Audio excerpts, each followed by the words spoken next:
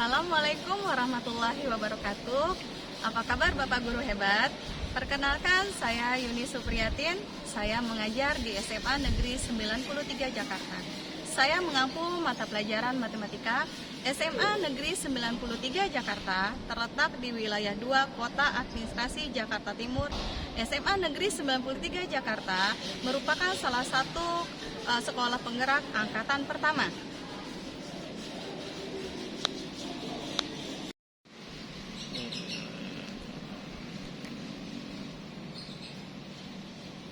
Pada sekolah ini sudah menerapkan kurikulum merdeka.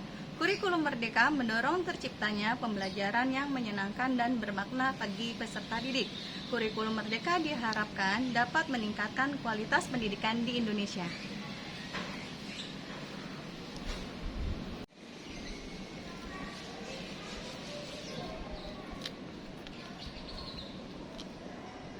Pada kesempatan ini, saya akan melakukan praktik baik dengan judul Mengubah Pendidikan Melalui Kekuatan Komunitas. Rapot pendidikan adalah sebuah laporan komprehensif yang menyajikan gambaran menyeluruh tentang kualitas pendidikan di suatu satuan pendidikan atau bahkan di suatu daerah. Rapot pendidikan tidak hanya mengukur prestasi akademik peserta didik, tetapi juga mencangkup berbagai aspek lain seperti proses pembelajaran, fasilitas sekolah, efektivitas pengelolaan, dan partisipasi masyarakat.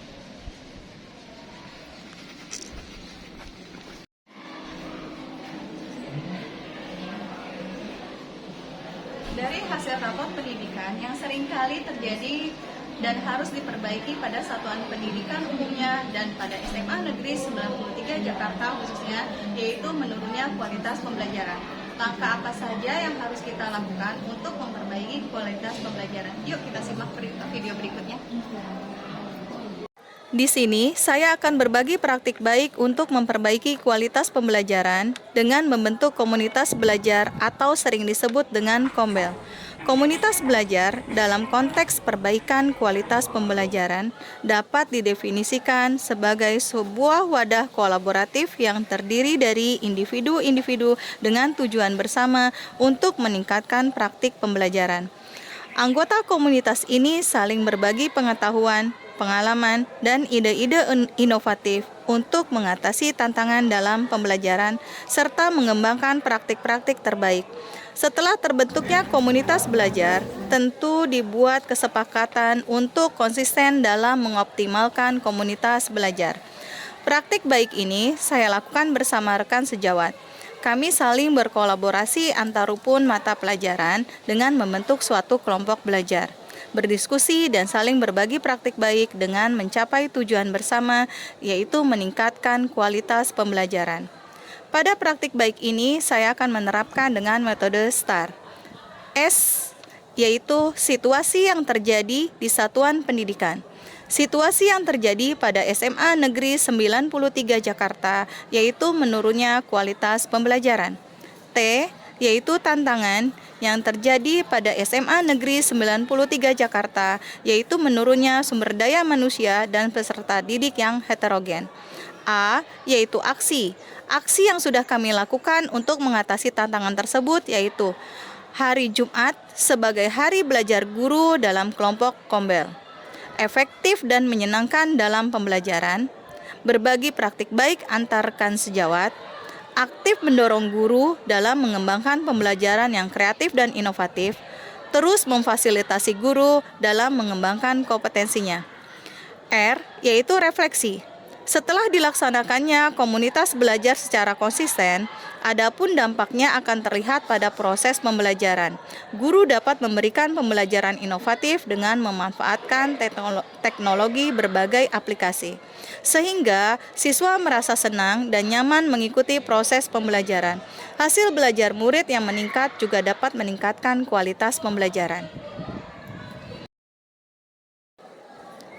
Setelah berbagi praktik baik dengan rekan sejawat, yang saya lakukan yaitu membentuk komunitas belajar, lalu saya pribadi mencoba untuk menerapkannya sendiri pada proses pembelajaran di kelas saya. Pada proses pembelajaran, saya membuat media pembelajaran dengan menggunakan berbagai aplikasi, diantaranya yaitu menggunakan Canva, Padlet, dan Quizizz.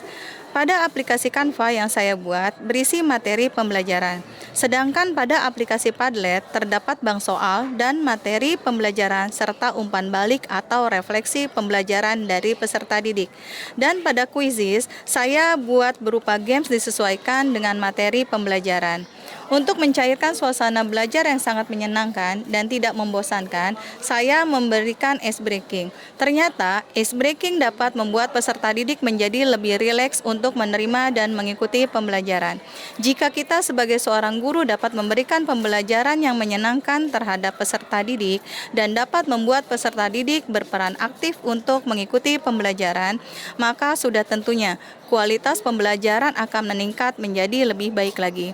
Mari Bapak Ibu guru hebat, kita bersama-sama untuk meningkatkan kualitas pembelajaran dengan cara kita harus terus semangat untuk belajar, semangat untuk memperbaiki diri agar menjadi seorang guru yang lebih baik lagi. Terampil dalam membuat media pembelajaran yang menyenangkan.